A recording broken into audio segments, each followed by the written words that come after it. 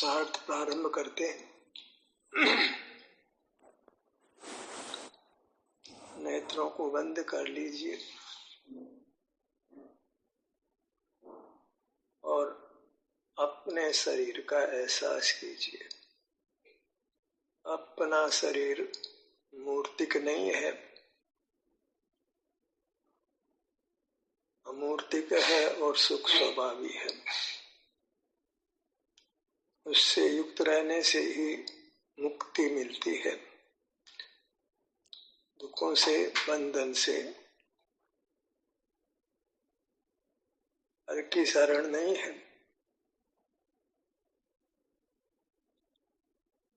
अपने शरीर का एहसास कर ही हम संसार सागर को पार कर सकते हैं।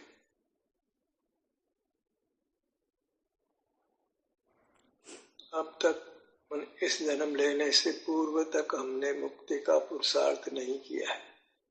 काल अनंत ही बीता है, और मुक्ति का पुरुषार्थ किया होता तो इस काल में हम उत्पन्न नहीं होते।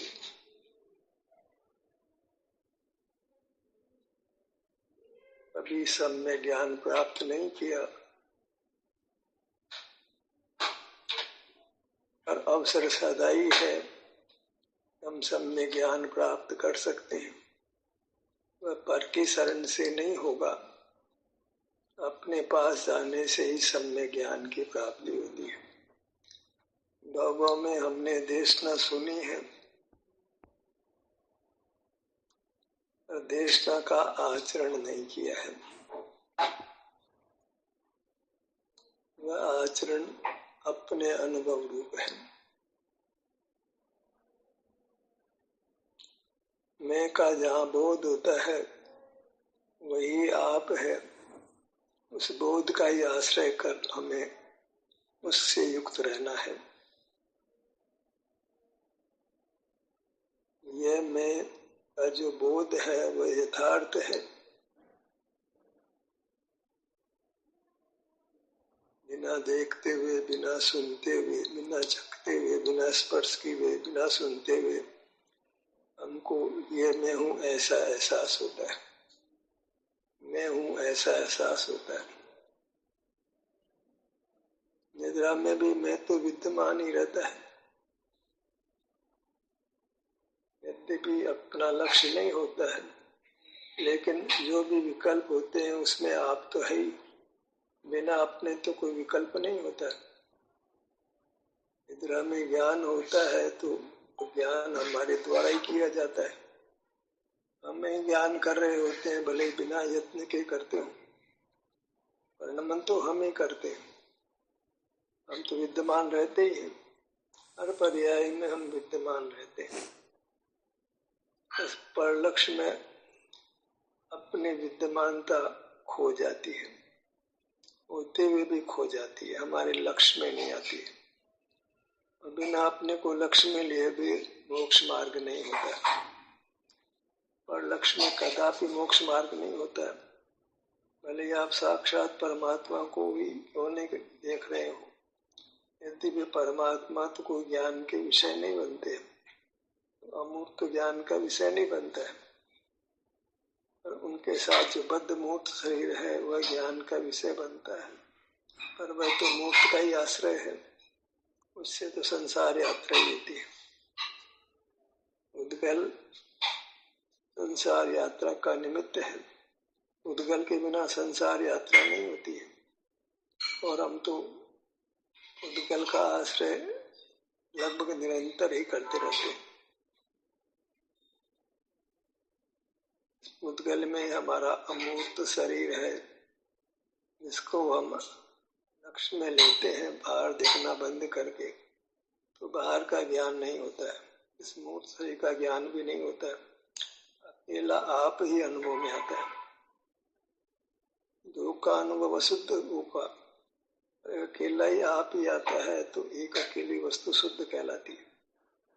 तो हमने शुद्ध आत्मा का अनुभव करते हैं। जब अंतर लक्ष्य करते हैं, एक आप ही अनुभव में आता है, आत्मा पुद्गल अनुभव में नहीं आता है, तो एक तो शुद्ध ही कहलाता है। तो हम अंतर्दृष्टि करके अपनी मूर्त को लक्ष्य में लेते हैं, तो हमने शुद्ध आत्मा को लक्ष्य में लिया, अशुद्ध आत्मा को लक्ष्य में नहीं लिया, क्योंकि दो का मिश्रण है वो अशुद्ध कहलाता है। दो का मिश्रण का दो का ज्ञान नहीं होता है, मूर्त से ही दिखाई नहीं पड़ता है और अपना मूर्त से अनुभव में आता है, अकेला अपना मूर्त से अनुभव में आता है। एक का अनुभव है शुद्ध होता है और जिसका अनुभव होता है वह भी शुद्ध ही कहने में आता है, मिला हुआ अनुभव में नहीं आता है, अकेला ही अनुभव में आता है। तो हम शुद्ध आत्मा का अनुभव करते हैं, जो शरीर का एहसास है वो शुद्ध आत्मा का ही एहसास है और उससे शुद्धि प्राप्त होती है। अशुद्ध का आश्रय करें तो शुद्धता प्राप्त हो, अशुद्ध का आश्रय बनता नहीं है, एक अकेला ही अनुभव में आता है। बाहर में भी अकेला ही पुद्गल ही ज्ञात होता है, इसलिए वो अशुद्ध का ही एहसास है।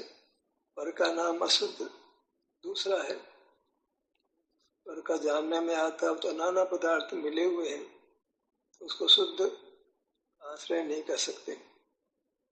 एक वस्तु नहीं ज्ञात होती है, बाहर में अनेकों पुद्गलों का मेल ज्ञात होता है, वो बाहर में तो अशुद्धता का ही ग्रहण करते और भीतर में शुद्धता का ही ग्रहण करते। जो शुद्धता का ग्रहण करता है वो शुद्धता को प्राप्त होता है।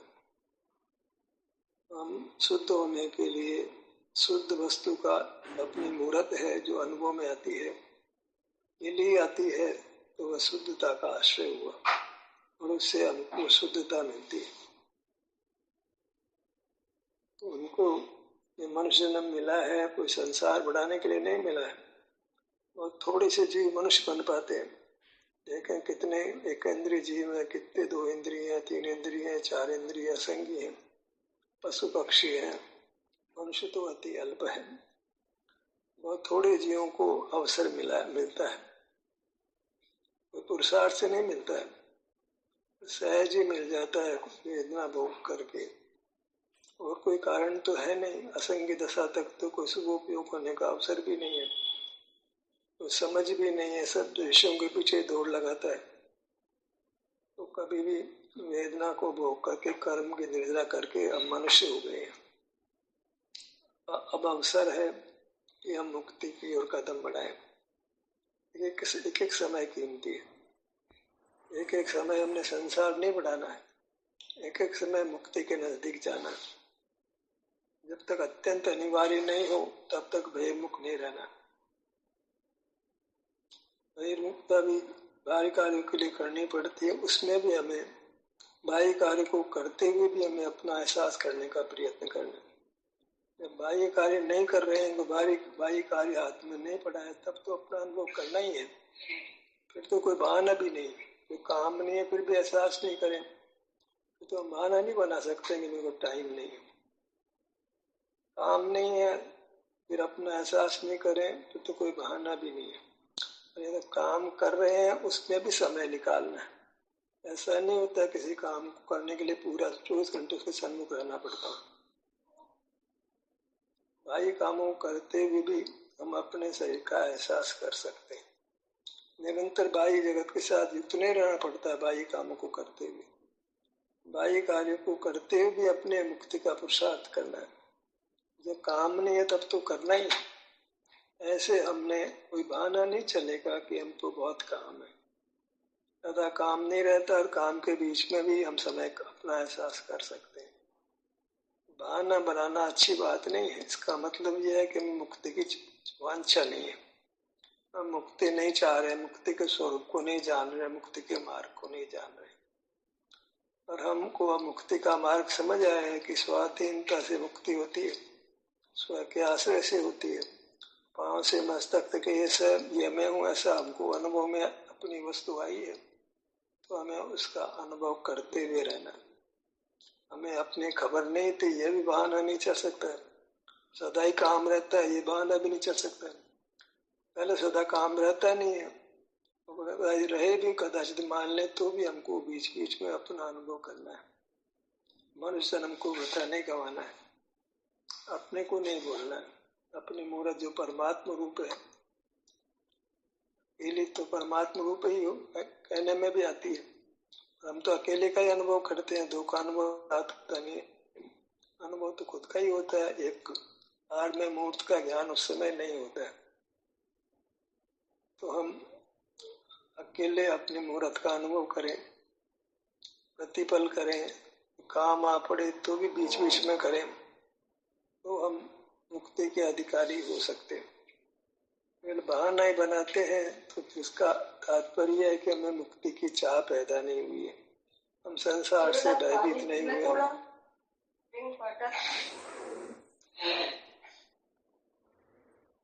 संसार से भय लगा हो, मुक्ति की वांछा हो, दुख नहीं भोगना चाहते हैं, सुखी रहना चाहते हैं, तो हमें अपने पल पल का हिसाब रखना है, प्रतिपल का हिसाब रखना है। क्योंकि मनुष्य रियाय का प्रतिपल कीमती है। थोड़ी सी आयु है, कोई लंबी आयु नहीं मिलती है। इतनी आयु तो बालपने में बीत जाती है, युवावस्था में बेखबर बीत जाती है। बड़ी मुश्किल से मार्ग मिलता है, तो फिर हर पल कीमती हो जाता है। कब आयु पूरी हो जाए कोई निश्चित नहीं है कि इतना समय हम जिएंगे ही जिएंगे। कोई भी कारण मिलता है तो मृत्यु हो सकती है, और कारण मिलने का कोई नियम नहीं है। इतने पुतलों के बीच में रहते हैं, जिनसे हमारा घात कभी भी हो सकता है। बुद्ध का शरीर के साथ में, बुद्ध का शरीर तो पानी का बुदबुदा रह जाए, बुद्ध का शरीर को खत्म होने में तो एक समय भी नहीं लगता। कब किस क्षण प्राण निकल जाएंगे कोई कुछ नहीं कह सकता। ऐसी स्थिति में जाके विनाशिक शरीर के साथ स्वयं विनाशिक हो जाते हैं। हमें अपने उपलब्ध एक एक पल को व्यथा नहीं गंवाना है, अपना शरीर का एहसास करते हुए बिताना है। क्योंकि वो दुख इष्ट नहीं है, हम सुख चाहते हैं। तो सुख का उपाय हमें प्रति समय करना है। बाहर पैसा कमाना, ज्ञान अर्जन करना से तो कोई सुख हुआ नहीं है। पैसे वाले भी आत्महत्या करते हुए देखे जाते हैं दुख के कारण, ज्ञान वाले भी दुख के कारण आत्महत्या करते देखे जाते हैं। ज्ञान और पैसा तो उनको आत्महत्या करने से भी नहीं बचा पाता है।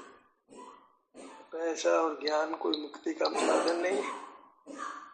साधन है अपने स्वरूप का बोध होना। जब अंतर लक्ष्य करते हैं तो अपने स्वरूप का बोध हो जाता है कि ये मैं हूँ। यहाँ शांति का अनुभव होता है तो मैं शांति स्वरूप हूँ, सुख स्वरूप हूँ। तो सुख का भी अनुभव हुआ, अपने विस्तार का, अपने द्रव्य का भी अनुभव हुआ। अब किस बात की देर है? अब मोक्ष जाने का पुण्य करने में प्रमाद क्यों हो सकता है? अब तो पल का जो कि परमात्मा स्वरूप है, दिव्य है, देव है, उसके अनुभव रूप रहना है। और वो अनुभव तो उत्तम सुख देता है। विषय सुख जैसा सुखाभास नहीं देता है, वास्तविक सुख देता है, निर्विकल्पता देता है, अद्भुत शांति देता है, अद्भुत आनंद देता है। तो ऐसे पल पल हमें आनंद को कमाना है, सुख को कमाना है। अब भ्रम में नहीं रहना है और प्रमाद में भी नहीं रहना। अब तक भ्रम में भी रहे, प्रमाद में भी रहे। अब भ्रम टूटा है तो प्रमाद में नहीं रहना। अब बातक कारण प्रमाद ही है, प्रयत्न का अभाव ही है। अब प्रयत्न में कमजोरी नहीं आने देना, पल पल प्रयत्न करना है। पाल लिए तब तो करना ही है, जब काम काज में तब भी करना है। कोई बहाना नहीं है, काम काज में 24 घंटे संलग्न नहीं रहना पड़ता है। कार चलाते हुए, भीड़ में कार चलाते हुए बात कर लेते हैं। तो एक काम के लिए निरंतर संलग्नता नहीं जरूरत पड़ती है। हमें जब भी अवसर है तब अपना एहसास करना है। मुक्त होना है तो कर्मों को काटना जरूरी है, और कर्म काटने का ही कोई उपाय है कि हम अपने शरीर का एहसास करें। तो प्रारंभ करिए, सिर के भाग पर आइए। यथार्थ पुरुषार्थ यहाँ से शुरू होता है। जब अपने ध्यान को हम शरीर के किसी भाग पर लाते हैं, वहाँ के स्वास्थ्य की स्थिति का अनुभव करते हैं, इतना ही मुक्ति का पुरुषार्थ है। समझने तक तो मुक्ति का पुरुषार्थ नहीं है। समझने के उपरांत जब हम शरीर पर, अपने अंगों पर आते हैं वहाँ के स्वास्थ्य के अनुभव करते हैं, यहाँ से मोक्ष मार्ग शुरू होता है। लाट के भाग पर आइए।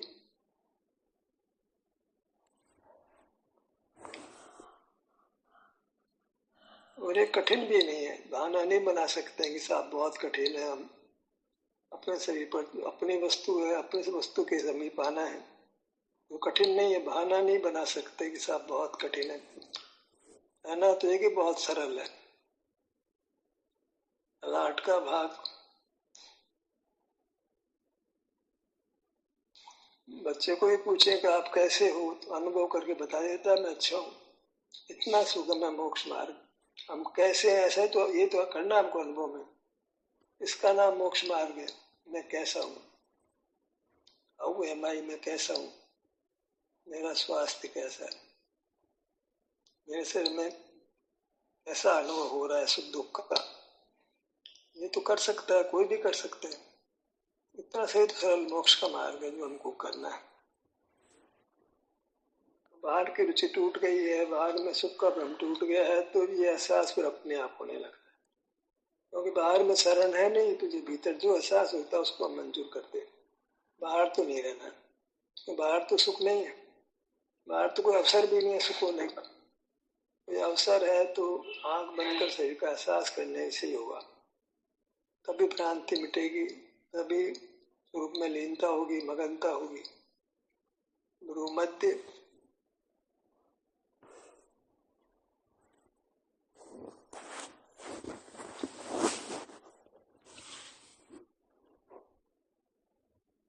मनुष्य पर्याय बीत जाएगी, फिर अवसर भी नहीं मिलने वाला है। क्योंकि मनुष्य पर्याय के बाद मनुष्य पर्याय मिलेगी, ये तो लगभग संभावना नहीं है। मिथ्या ज्ञान के साथ आयु पूरी है तो नहीं मिलेगी, और सम्य ज्ञान के साथ आयु पूरी है तो मनुष्य पर्याय नहीं मिलके आगम के अनुसार देवायु मिलती है। ये तो अत्यंत विरल पर्याय है। जैसे जीव मोक्ष पाते हैं, इस आयु का एक पल कितना कीमती है। चारों गतियों में यही गति उत्तम है निर्वाण पाने के लिए। इसका एक एक पल बहुत कीमती है। करना इतना ही तो है कि अपने स्वरूप का जो अपना अमूर्त शरीर है उसका एहसास करना, उसमें जो भी अनुभव होता है उसको स्वीकार करना है। बाह्य नेत्र कैसा है आपका बाह्य नेत्र?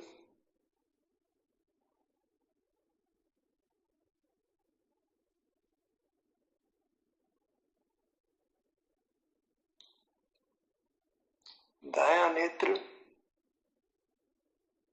क्योंकि हमने आत्मा आत्मा रट रखा है तो नेत्र बोलते हैं, ललाट बोलते हैं, भ्रूमध्य बोलते हैं, तो वो शास्त्र ज्ञान बीच में आड़े आता है। अरे हमको तो आत्मा का अनुभव करना था, ये क्या आप ललाट का अनुभव कराने लगे, सिर का अनुभव कराने लगे, हाथ पैर का अनुभव कराने लगे। ये तो आप कोई अलग विपरीत मार्ग पर चलते हैं। वे आत्मा का कोई स्वरूप है कि ऐसे बगैर स्वरूप वाला आत्मा है? आत्मा का अपना विस्तार है, उसके आकृति है, उसका कोई अंग कर्म के संबंध से बने हैं मूर्तिक, तो हम अपने आत्मा का ही अनुभव कर रहे हैं। नाम आत्मा भले ही नहीं ले रहे, पर आत्मा के अंग सो आत्मा ही है।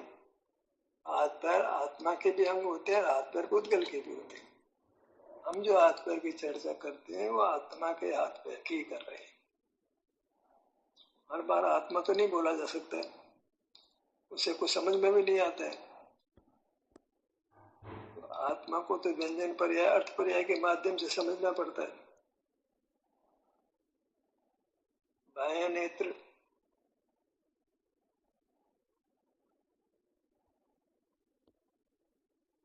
दाया नेत्र यही मार्ग है तो परिणाम बहुत मगन होते हैं। ये मार्ग नहीं है तो फिर परिणाम मगन नहीं होते, विषयों को ग्रहण करने लग जाते हैं, मन दौड़ जाता है। जब यही मार्ग है, इतना ही मार्ग है, इससे अधिक मार्ग नहीं है और मार्ग नहीं है, एक ही मार्ग है, इतना ही मार्ग है, तब जाकर के निसंकता आती है और परिणाम में मगनता होती है, अपने में मगनता होती है। जरा भी निश्चय में कमी होती हो, दृढ़ता नहीं होती हो तो मन भाग जाता है। हमें तो बराबर ही निर्धार करना है कि इस वस्तु यही है, पर वस्तु में तो पराधीन सपने सुख नहीं, स्वाधीन तक ही सुख है, स्व वस्तु तो सिर से पांव तक आपाद मस्तक अनुभव में आती कि मैं हूँ। तो हम अपना ही अनुभव कर रहे हैं, जिसको आत्मा का अनुभव आप शास्त्रीय भाषा में कह सकते हैं। बायां कान कैसा आपका बायां कान? दर्द आराम की स्थिति आपको शीघ्र ही तत्काल अनुभव में आ जाती है, तो उसको अनुभव कहते हैं और आत्मा का अनुभव कहते हैं।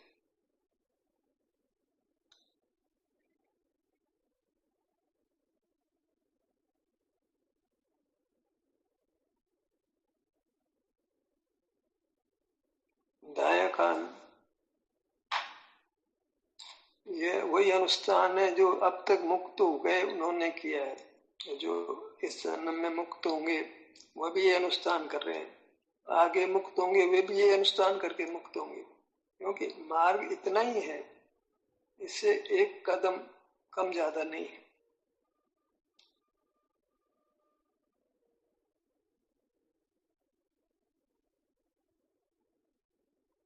नासिका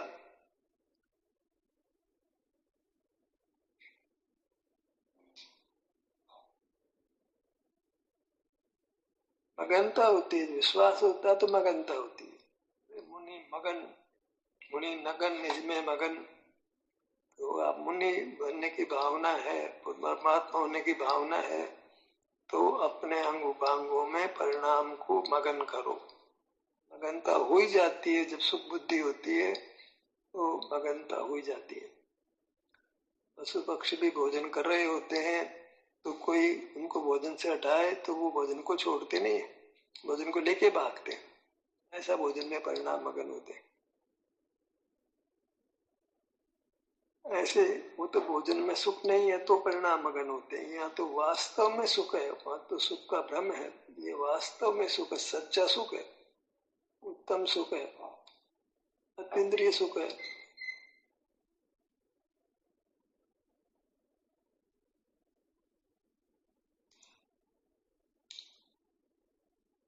होठों के भाग पर आइए, हमें फिर ध्यान करना है, फिर अंगों पे आना है, फिर अंगों पर आना है। इतना ही मार्ग है। दूसरा मार्ग के बारे में सोचना भी नहीं अपराध है। इसका मतलब ये है कि हमको निसंकता नहीं है, विश्वास नहीं है, और विश्वास के बिना काम नहीं होता। डॉक्टर भी कहता है, वैद्य भी कहता है, अगर दवा पे विश्वास है तो काम होगा, विश्वास नहीं है तो काम नहीं होगा। वहां तो ऐसा नहीं होता है, दवा अपना काम करती है। और यहाँ तो पूरा पूरा काम विश्वास के बिना परिणाम स्थिर होते ही नहीं है। हम बगले झांकेंगे इधर उधर, कोई क्या कर रहा है, कोई क्या कर रहा है, किसने आंखें खोल रही, किसने आंखें नहीं खोल रखी है, ध्यान नहीं करेंगे और कुछ करने लग जाएंगे। ऊपर का होठ,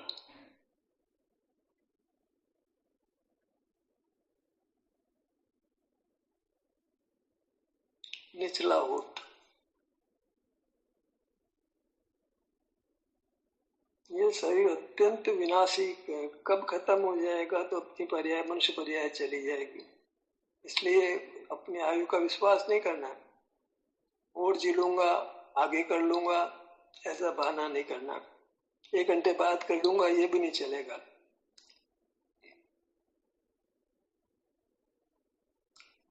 कल नहीं, आज, आज नहीं, अभी।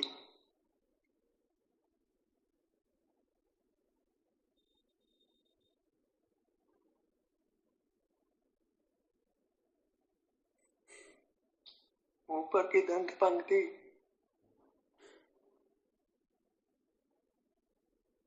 नीचे की दंत पंक्ति। आप ही देखिए आपके परिणाम अपने विस्तार में कितना मगन होते हैं। अपनी जांच खुद करिए, आप कहाँ खड़े हैं, खुद विचार करिए।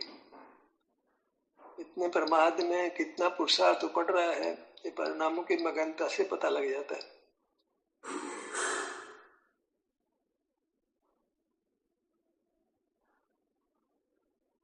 जीवा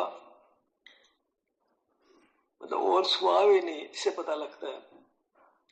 भोग में कोई विघ्न आता तो हमको सुहाता नहीं है। ऐसे इस संवेदन में, अपने एहसास में कोई विघ्न आता है तो हमको बुरा लगे, जैसे कोई मुसीबत आ पड़ी हो। तालु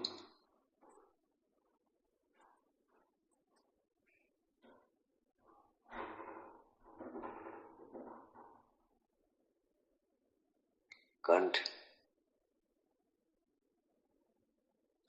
ठुड्डी भाग पर आइए।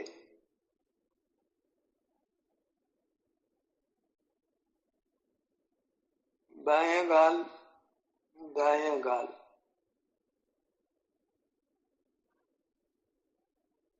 कोई भी कार्य कराया जाता है तो पहले उसका विज्ञान समझते हैं, उस काम को फिर करते हैं। हम भी ऐसा ही करते हैं, पहले ध्यान का विज्ञान समझते हैं फिर ध्यान करते हैं। तो मार्ग का यही प्रकार है, दूसरा प्रकार नहीं है।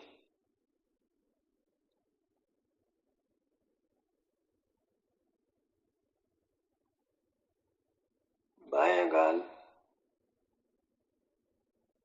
दाएं गाल,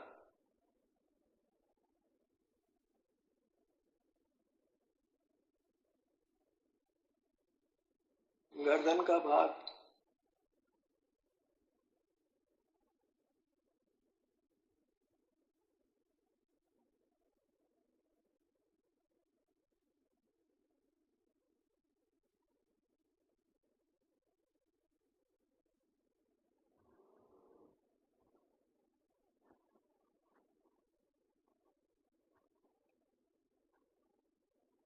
सीने के भाग पर आइए।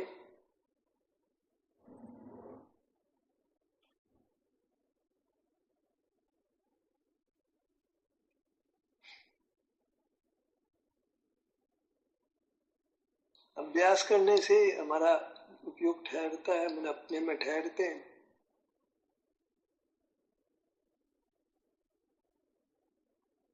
तत्काल ही ठहर जाएंगे, तत्काल ही मोक्ष हो जाएगा, ऐसा भी नहीं है। सने से नहीं, ठहराव का समय बढ़ता है और फिर पूर्णता होती है।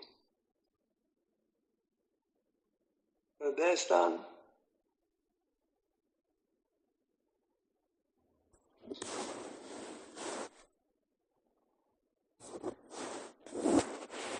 पेट के भाग पर आइए।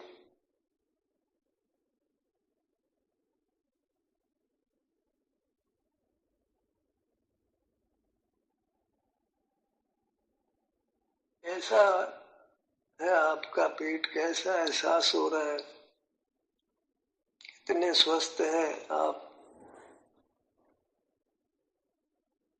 अस्वस्थ है या स्वस्थ है, उसके संबंध में कुछ आकुलता नहीं करनी है, जैसा उसको स्वीकार करना है।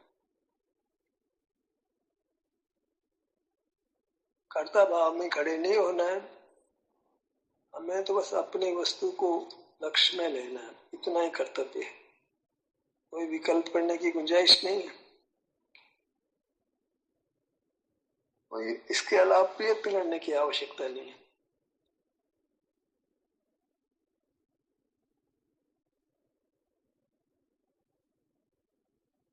जो भी प्रयत्न करेंगे उससे सुख दूर ही जाने वाला है, दुख ही पास में आने वाला है। पेट का भाग,